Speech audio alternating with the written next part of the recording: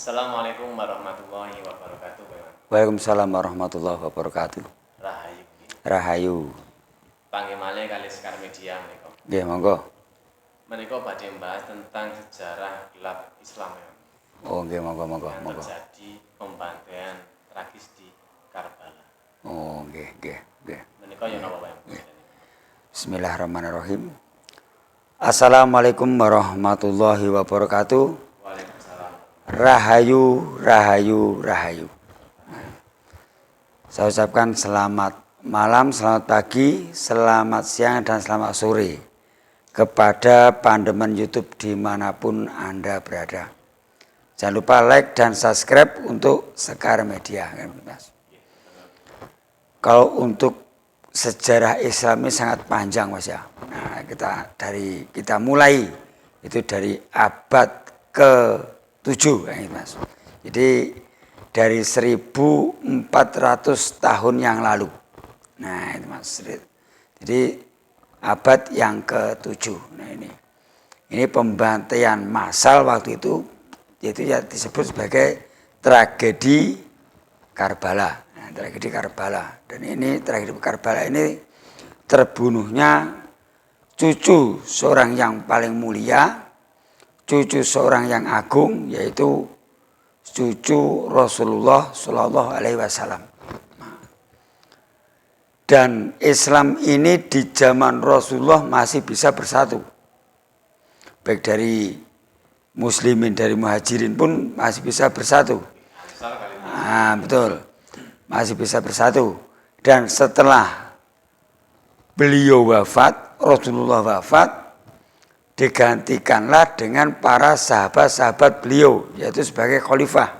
Nah, dari kekhalifahan Abu Bakar, Umar, Utsman, dan Sayyidina Ali, perpecahan terjadi.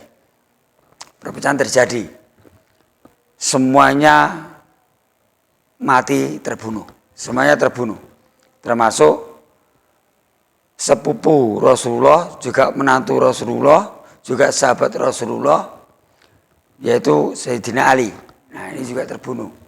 Sampai ke putra beliau. Nah, putra beliau, yaitu seorang cucu Rasulullah.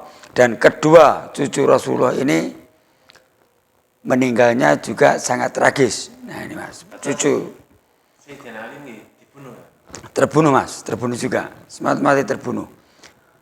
Ini adalah cucu seorang yang mulia, ya, cucu seorang yang paling mulia di sisi Allah waktu itu. Nah, juga cucu seorang pembawa agama yang sangat mulia, yaitu Rasulullah sendiri, terbunuh sangat tragis. Ini Mas,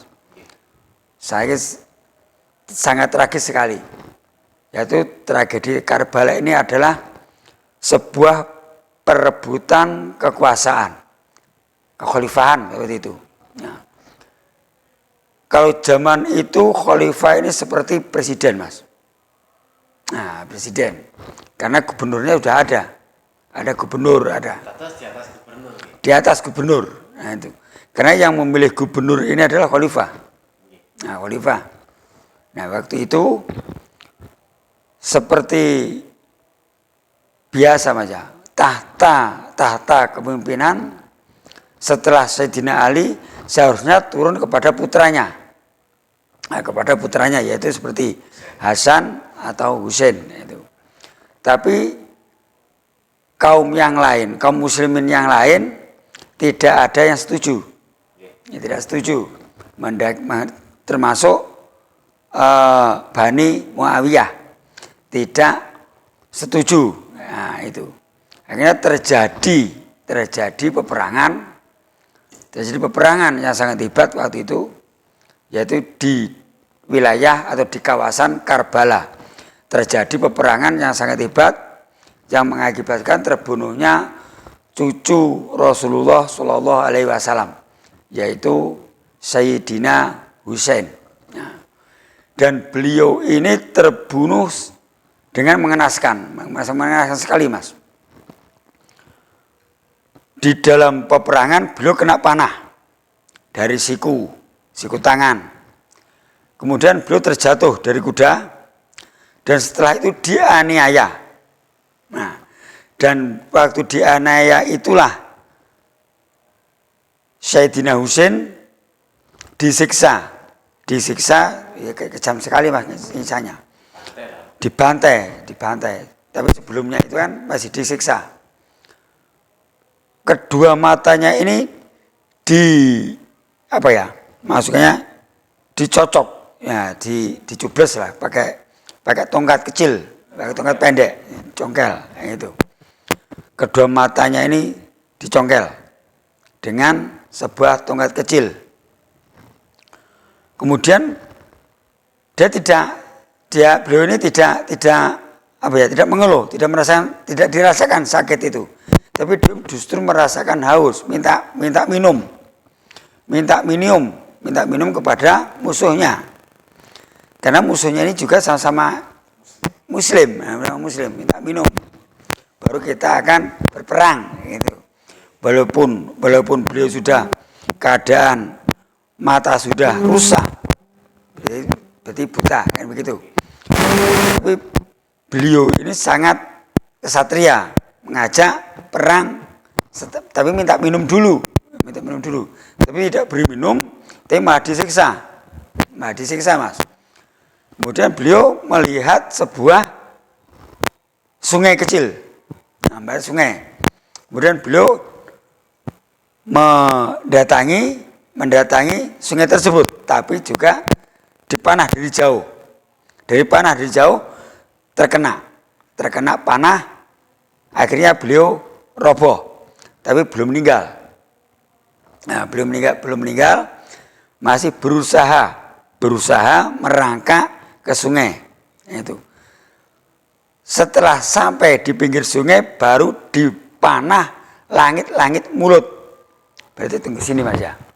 Di dalamnya langit mulutnya berarti yang paling atas, mulut yang paling atas itu dipanah.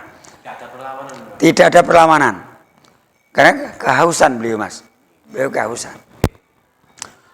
Kemudian Sayyidina Husain berusaha untuk minum. Nah, dan setelah sampai ke mau minum, dipanah lagi tenggorokan beliau. Dipanah lagi, tembus. Dipanah lagi beliau. Tapi juga beliau ini berusaha untuk minum. Dan beliau juga ngomong, saya mau minum dulu, kan saya haus. Gitu. Saya minum dulu. Tapi setelah mau minum, beliau tetap disiksa. Dipanah lagi. Nah, dan beliau ini juga berdoa sebelum dipotong lehernya. Diputus. Sebelum beliau dipotong lehernya, beliau mohon kepada Allah SWT agar yang menyiksa dan membunuh beliau ini, nanti matinya juga mengenaskan dengan kondisi kehausan, dan begitu. Nah, akhirnya beliau berusaha minum, tapi akhirnya dipanah lagi tenggorokannya. Akhirnya tenggorokan beliau diputus, digorok. Nah, diputus kepala beliau oleh Yazid.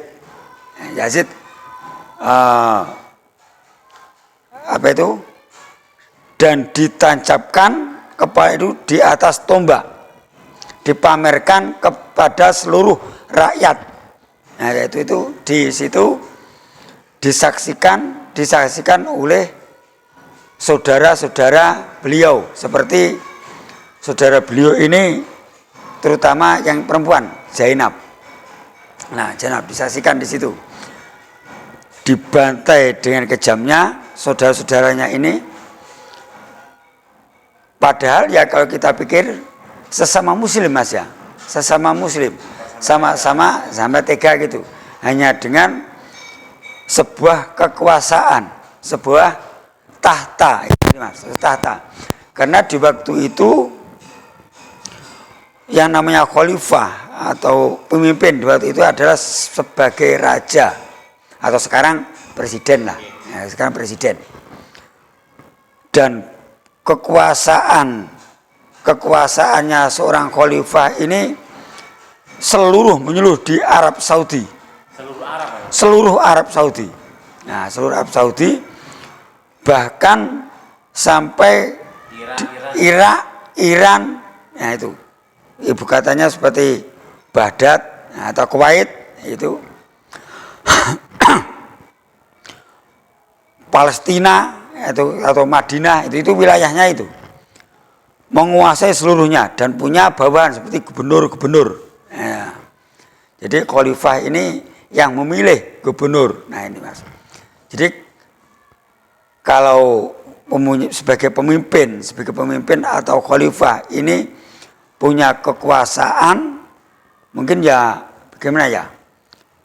Hampir sebenua. Nah ya betul Mas.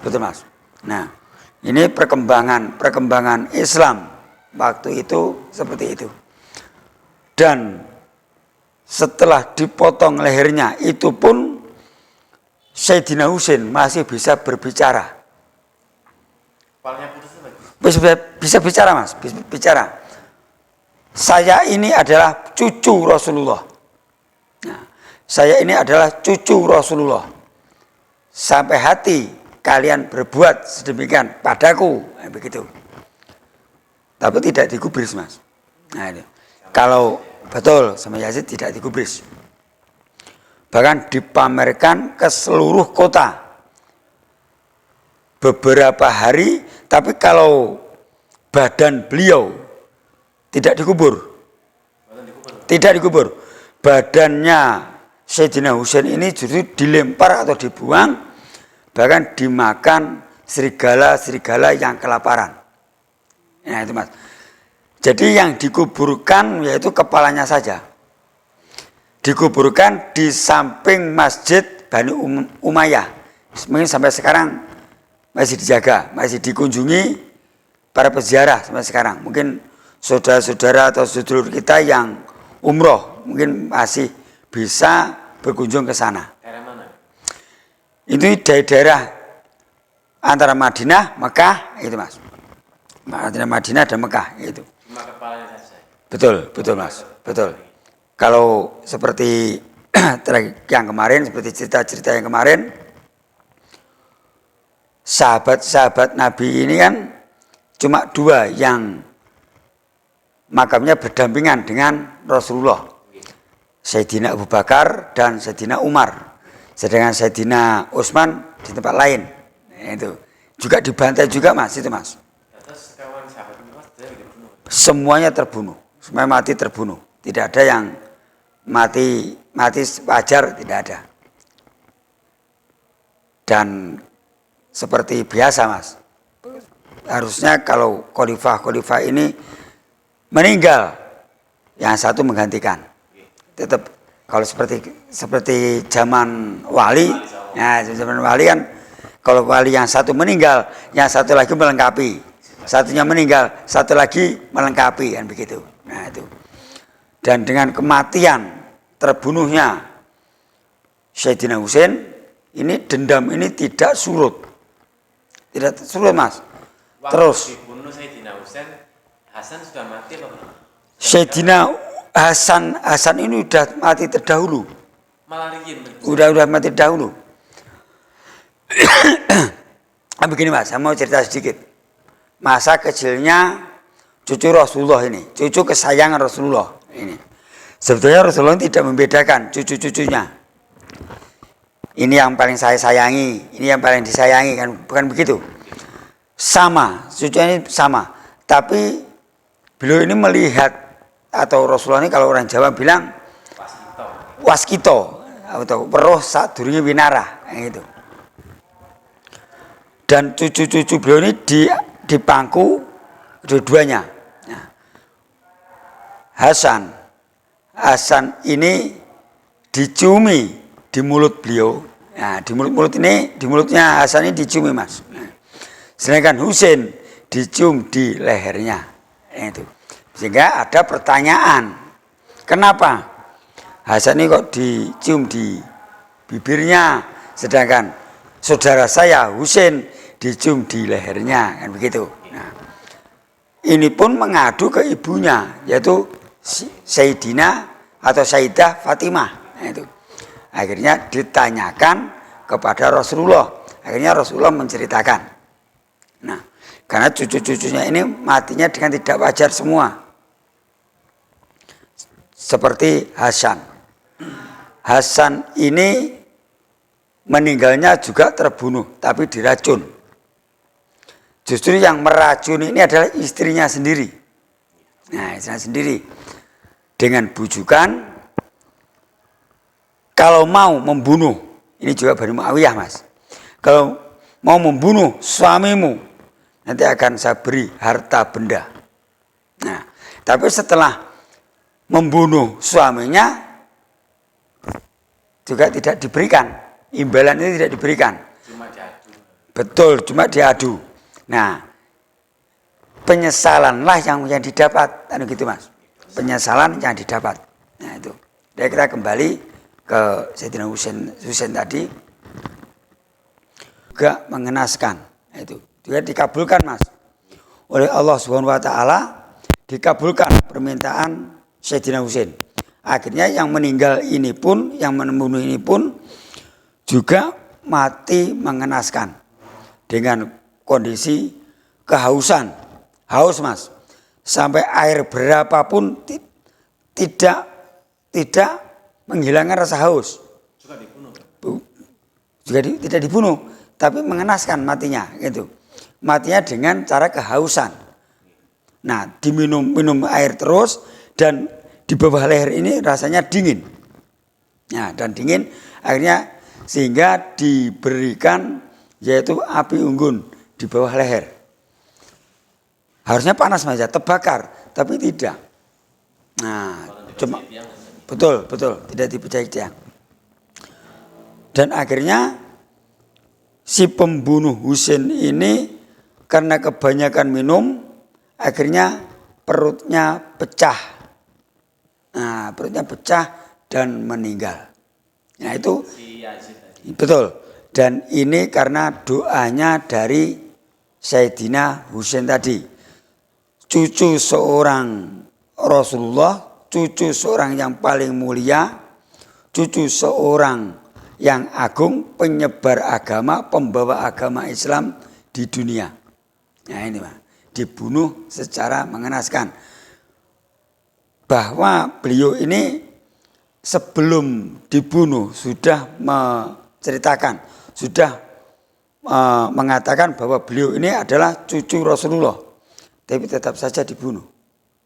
Nah itu mas. Kejadian di Karbala. Ini di Karbala ini kalau nggak salah, kalau sekarang kalau orang Jawa mengatakan bulan Suro begitu aja. Bulan Suro. Nah, dan ini begini mas ya. Dan di bulan Suro atau tanggal 9 Suro ini adalah hari yang sangat menyakitkan atau berduka kan begitu. Hati berduka, seluruh umat Islam menangis mas, menangis. Dan ini begini kalau orang Jawa, makanya orang Jawa ini kalau di bulan Suro tidak ada yang punya hajat, baik menikahkan putra putrinya atau mengitankan putranya dan buat rumah dan lain sebagainya. Dan acara-acara itu mungkin ditunda. Nah, bukan karena Nyai Roro Kidul mantu, nah itu. Masa tiap tahun Nyai Roro Kidul mantu, anaknya piro, nah itu mas. Masa anaknya wakil tiap tahun di mana ya? Edan, itu. Nah, menghormati cucu Rasulullah Shallallahu Alaihi Wasallam ini tadi. Nah, itu dengan seperti ini mas ya, kegiatan seperti ini kita membuat apa ya, berita seperti ini juga sejarah Islam, perkembangan Islam yang atau sekarang kita tinggal menemukan saja. Bener ngomong, ayo saiki nemu tok, tinggal melanjutkan perjuangan Rasulullah, sahabat-sahabat Rasulullah dan keturunannya. Nah, itu dengan kita meneruskan seperti apa? melaksanakan perintah Allah. Nah, melaksanakan perintah Allah seperti sholat, puasa, zakat, nah itu. Haji itu pun kita kalau yang mampu, ya, kalau mampu bisa melaksanakan haji. Insya Allah sedulur-sedulur semuanya dipanggil. Nah, dipanggil ke tanah suci, bukan dipanggil yang lain, yang dipanggil ke tanah suci Mekah. Bisa menunaikan ibadah haji rukun Islam yang kelima. Ini itu Mas. Nah, ini buat pelajaran kita semuanya, tragedi-tragedi seperti tragedi Karbala ini juga mengingatkan kita supaya kita ini selalu ingat bahwa Islam ini datang ke Nusantara tidak mudah. Ya, tidak mudah, dan menyebarkannya pun, datangnya pun juga sulit. Penuh perjuangan Mas. Contoh para wali. Para wali ini masuknya pun tidak langsung. Dia langsung menyebarkan agama. Datang ke Jawa langsung menyebarkan agama. Tidak. Harus menghadap dulu kepada raja. Siapa raja waktu itu? Raja atau Prabu Brawijaya. Nah itu. Ya barulah diizinkan itu. Kalau kita sekarang tinggal menemukan atau tinggal nemu saja Mas. Wes nemu barang nemu tok, tinggal merawat. Nah, tidak berjuang. Kita berjuangnya seperti bulan puasa, Ramadan, berjuang menahan nafsu dan haus dan lapar. Ini kita berjuang. Nah, betul. Makanya kalau bulan puasa cuma setan dirantai, sing rantai sopo. Sing rantai sopo Mas. Nah itu. Buktinya juga ada warung-warung yang buka itu.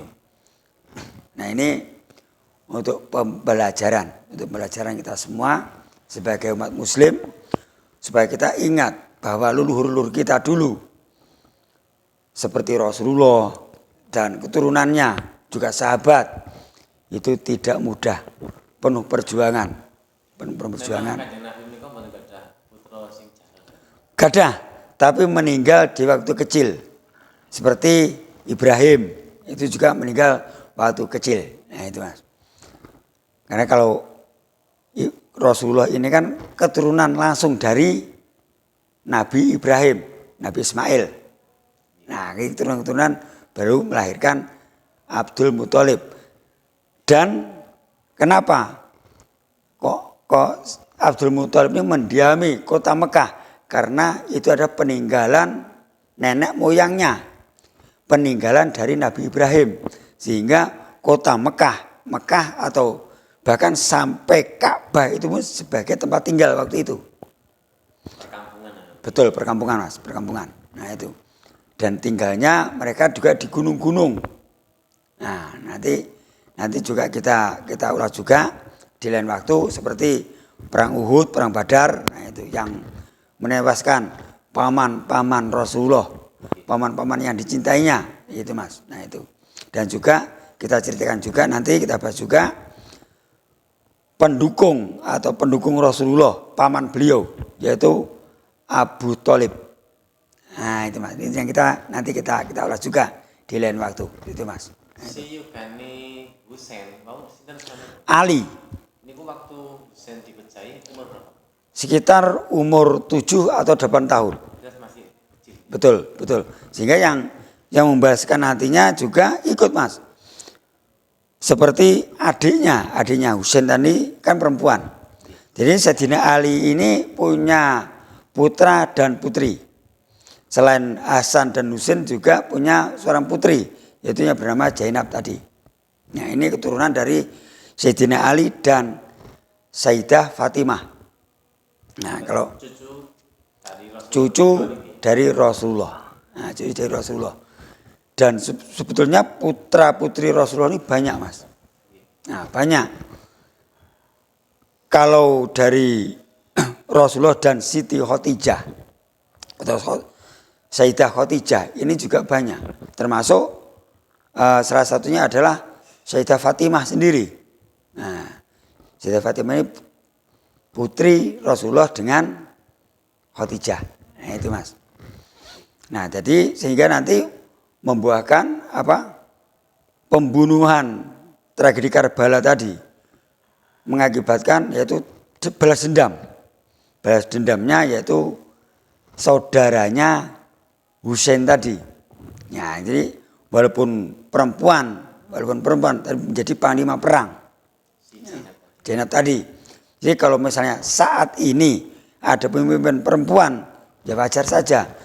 Sejak dari zaman dulu sudah ada seorang pemimpin perempuan, Zainab sebagai panglima perang, mewakili keluarganya.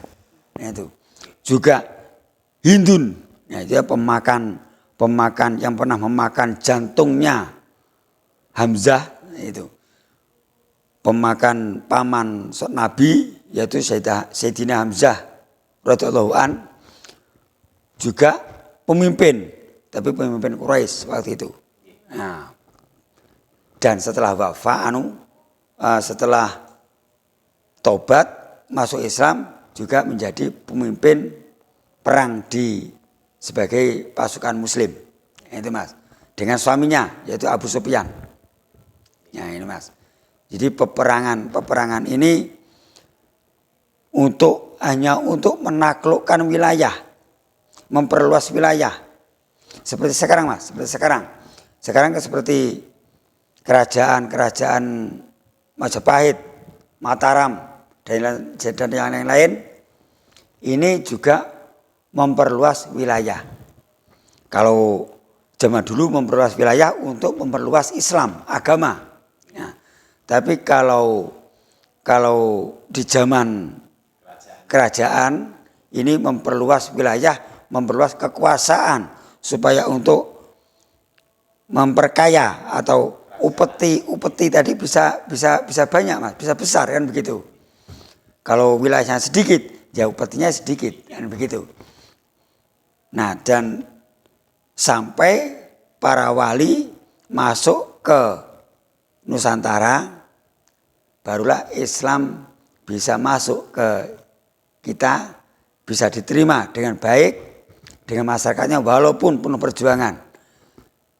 Contoh, para wali ini menyebarkan Islam tidak seperti sekarang. Dulu masih banyak hutan belantara, naik gunung, turun gunung, keluar hutan, masuk hutan, itu Mas. Apalagi kalau dulu gunungnya tinggi Mas ya, seperti di Gunung Muria, ya itu. Sangat tinggi di puncak kan.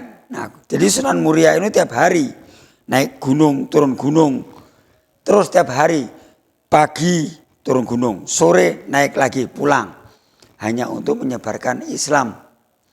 Nah, dan kita sekarang ini tinggal merawat. Bagaimana merawatnya? Yaitu merawatnya dengan cara ya melaksanakan perintah agama tersebut, menjauhi larangan seperti molimo.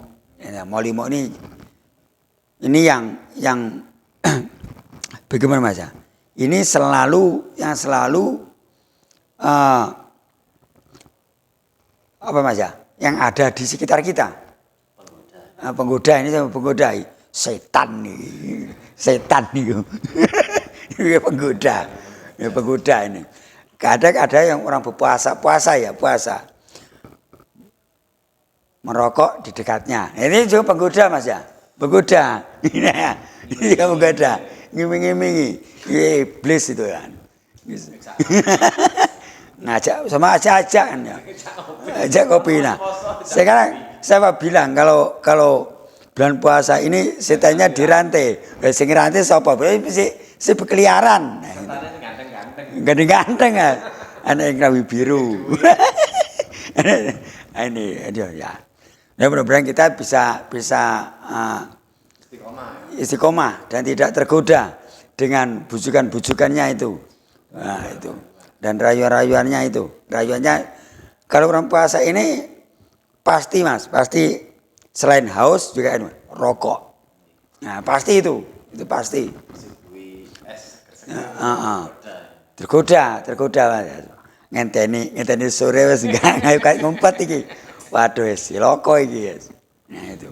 Godaannya kalau zaman sekarang Ya Mas, kalau zaman Nabi Adam puasa, kalau sekarang kita berbuka puasa atau sahur, bukanya nanti bulan depan. Jadi 1 bulan ini tidak makan, tidak minum full. Kalau zaman sekarang posone mekor awan tok nesik lecet loh. Etoke kemu ngombe bablasan rong jebor. Nah itu. Lali. Wis parek lali ya saya gitu. Nah itu Mas. Mudah-mudahan kita tidak seperti itu dan kita dijauhkan dari godaan tersebut. Nah, itu. Mudah kita kuat itu Mas. Nah, itu. Nah, jangan sampai terpengaruh. Ada orang merokok di sampingnya tergoda itu. Nah, ini. Apalagi kalau yang merokok ini ada yang seperti yang baju biru itu. Nah itu. Iya Mas. Nah, itu. Terima kasih penjelasan Ibu tentang tragedi Karbala. Itu Mas. Ini itu insya Allah. Dan ini untuk pembelajaran untuk kita semuanya, untuk anak-anak, adik-adik semuanya. Nah, itu. Bahwa Islam ini masuk ke Indonesia ini tidak mudah. Nah, sebelum masuk ke Indonesia ini ada perjuangan di luar sana yang dari Rasulullah, sahabat dan keluarga beliau seperti anak dan cucu Rasulullah sendiri. Itu Mas. Waktu terbunuhnya si Sayyidina Husain, Kanjeng Nabi Rasulullah sudah tidak ada, sudah wafat. Nah, itu. Karena dari 4 sahabat ini pun sudah tidak ada. Betul, gitu. Sekian, bila ada kesalahan atau kekurangan, saya minta maaf yang sebesar-besarnya. Wallahul muwaffiq ila aqwamit thoriq. Wassalamualaikum warahmatullahi wabarakatuh. Rahayu, rahayu, rahayu.